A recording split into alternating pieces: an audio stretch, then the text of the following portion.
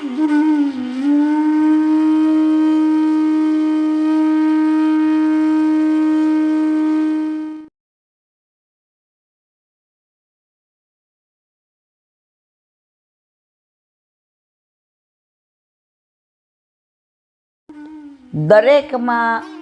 હરિરાયજી એક જ વસ્તુ કહે છે, કોઈના દોષ જોવાનો આપણો અધિકાર નથી. એ જ્યાં દોષ કરે છે એમાં એની કઈ લીલા છે આપણને ખબર નથી. એના દોષ જુઓ તમે, તમારા ગુણ તો ઢંકાઈ જવાના. એટલો સમય બગડ્યો, એટલું એનું ખરાબ બોલ્યા, તમારા સત્સંગમાંથી તમે બાકાત થઈ ગયા. તો રંચક દોષ ન દેખ વે ગુણ પ્રેમ અમોલ. હમણાં મેં કોના વચનામૃત સાંભળ્યા હતા, એક વાક્ય સરસ કીધું હતું કે સરાહના વૈષ્ણવની કરવામાં શરમ ન રાખો. વૈષ્ણવની સરાહના કરવામાં શરમ ના રાખો. જો એની સરાહના કરશો અને એનું શરણ દ્રઢ થશે તો વલ્લભ તમારા ઉપર કૃપા કરશે. આપણે એવા તૈયાર છીએ, જલ્દી કોઈના વખાણ નહીં કરીએ, પણ જલ્દી કોઈના દોષ. અને પાછા મન તો 2-4 જણ આમ જીવનમાં મળે ને, આપણે મોઢે જ કહી દઈએ સાચું ઈલાબેન, જેને જેવું લાગવું એવું લાગે. આપણે એવું કોઈ ડરતા જ નથી. એટલે આપણે કંઈ પણ સામેવાળાને ખોટું લાગે એવું તો ન બોલાય ને. એણે એવું કર્યું હોય તો લાગે ખોટું, પણ જજ તમે કરી લીધું કે એણે ખોટું કર્યું હતું, એનો વાંક હતો. વચ્ચે અમે 15 જણા ટેમ્પો ટ્રાવેલ્સ કરીને ઝારીજી ફરવા ગયા હતા.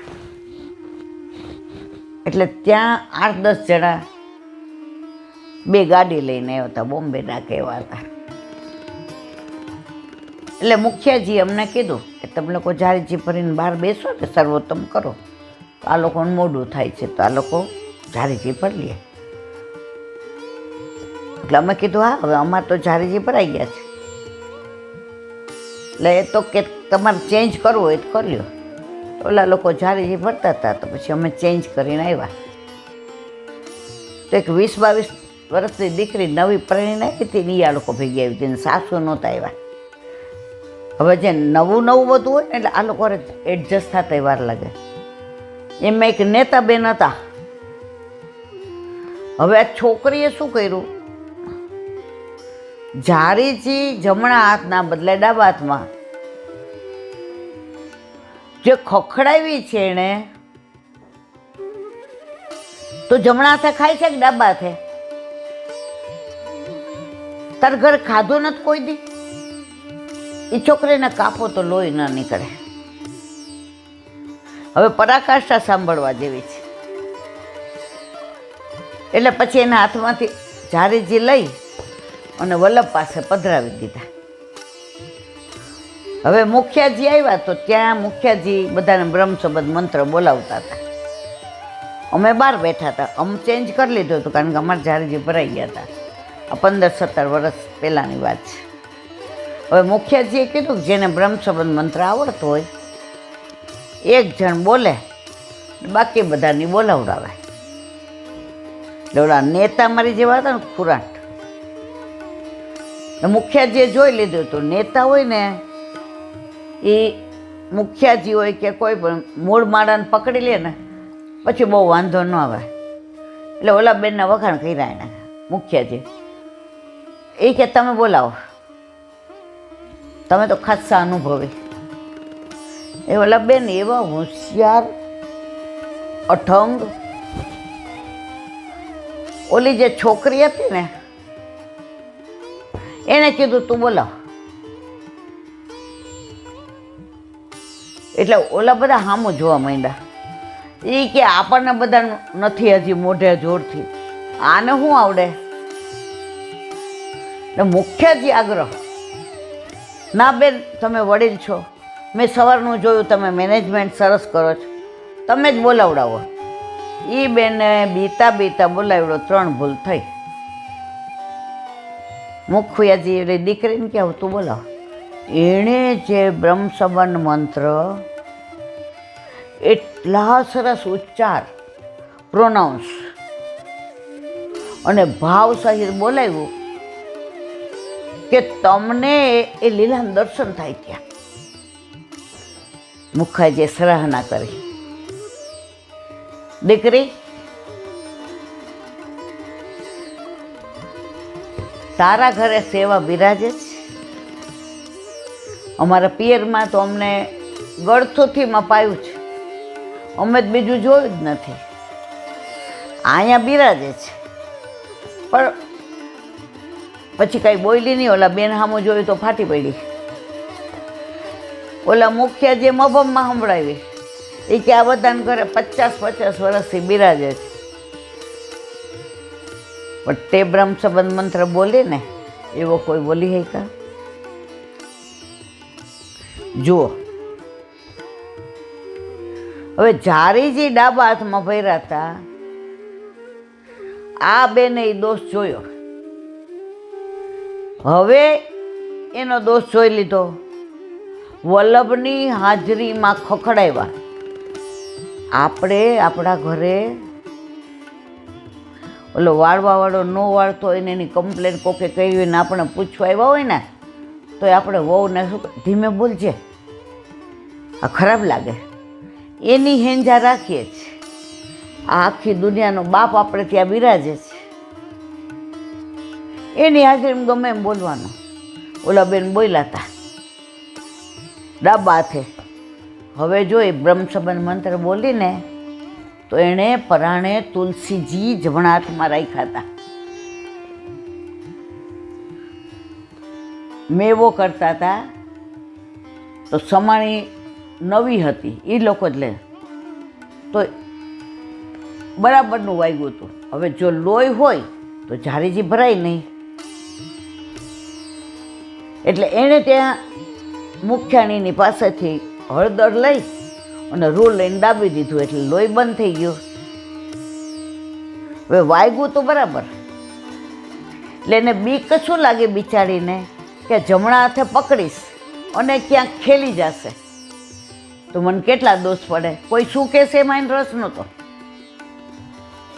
જેવા જારીજી પધરાવ્યા એટલે મુખ્યાજીએ જોયું અહીંથી અહીં ચીરો, અને એને એટલી સમજણ હતી કે લોહીવાળા હાથે અડાય નહીં. એટલે એણે હળદરે બરાબર ધોઈ નાખીને ચોખ્ખો હાથ કર્યો. પણ જારીજી એણે ડાબા હાથે એટલા લીધા હતા કે અંદર પધરાવા જઈશ ને ત્યારે હું જમણો હાથ લઈશ. બધાએ જોયું ત્યારે મુખ્યાજી ઓલા લીડર બેન હતા ને એને કીધું, તમે એનો દોષ ન હોવા છતાંય જોયો.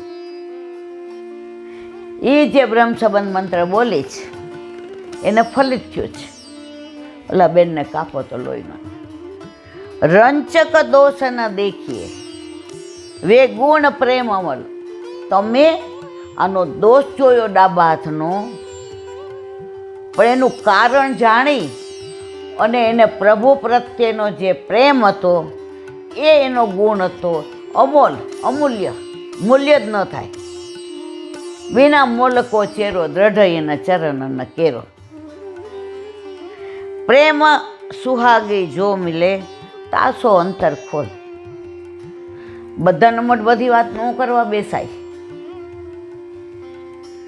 આજે આપણે લૌકિકમાંય આજુબાજુવાળા બોલતા હોઈએ, સગા સંબંધિયારે બનતું હોય, આપણી અંતરંગ 2-4 બેનપણી હોય, એમાં બધાની મોઢે બધી વાત ન કરતા હોઈએ. કોક વાર આપણે વહુને આપણે ઘરવાળાને આપણે થયું હોય ને તો આ વાત જાહેરમાં ન કરે. લાફિંગ ક્લબમાં કસરત કરતા કરતા મારો વર તો આવો જ. એમાં એકાદો એવો અંતરંગ હોય. આ લૌકિક દાખલો આપો છો કે જેને આપણું અંતર મળ્યું હોય. એની યાર વાત થાય. તો લૌકિકની કરી, પણ અલૌકિક જેને ઠાકોરજીનો સાનુભાવ થયો છે, જેને ઠાકોરજી જતાવે છે અને એની આડીથી તમને જતાવ્યું, તો એને આ વાત કરાય. આખા ગામને ન કહેવાય કે ગુંજામાળા ધરાવવાની રહી ગઈ હતી એટલે ટેરો નહોતો આવતો. ઠાકોરજી કે આની આ રજવાર છે. ઓલા નાના નાના પૈણા હોય ને, એટલે વર આપણને કંઈ કહે ને તો ઘણી વાર આપણે બેનપણીને કહી દઈએ. હવે આપણી બેનપણી ને આપણી નણંદની બેનપણી એક હોય, પછી જે ભડકો થાય, પ્રેમ સુહાગી જો મિલે તાસો અંતર ખોલ. આ બધી સાખીઓમાં ખરેખર એટલો ભાવ ભર્યો છે કે મારા કાકા એમ કહેતા, બેબી કાંઈ ન આવડે ને, એક સાખીનો ભાવાર્થ મનમાં લીલા સહિત ધામ સહિત એટલો વિચારવો કે આખો પુષ્ટિ માર્ગ અંદર આવી જાય. બોલો વલ્લભા.